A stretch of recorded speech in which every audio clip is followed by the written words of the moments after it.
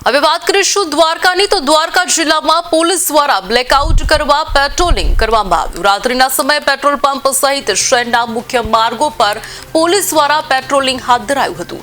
પાકિસ્તાન દ્વારા સીઝફાયરનું ઉલ્લંઘન કરાયા બાદ દ્વારકા જિલ્લામાં ખંભાળિયા દ્વારકા સહિતના શહેરોમાં બ્લેકઆઉટ કરવામાં આવ્યું। કલેક્ટરના આદેશ બાદ પોલીસ વિભાગ પણ હરકતમાં આવી હતી। મહત્વનું છે કે રાત્રિના લાઇટો બંધ કરાવવા પોલીસ દ્વારા પેટ્રોલિંગ કરવામાં આવ્યું।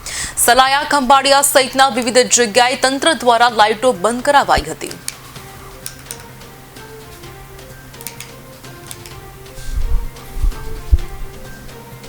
મોડી રાત્રે જે હાલ ફરીથી દુશ્મન દેશ તરફથી જે સીઝફાયર ઉલ્લંઘન થયું છે એ બાબતે આપણા દેવભૂમિ દ્વારકા જિલ્લામાં અને ખાસ ખંભાળિયા સિટીમાં અને આજુબાજુ વાડીના સરાય નગરપાલિકામાં પણ હાલ આપણે બ્લેકઆઉટની કામગીરી કરી રહ્યા છે।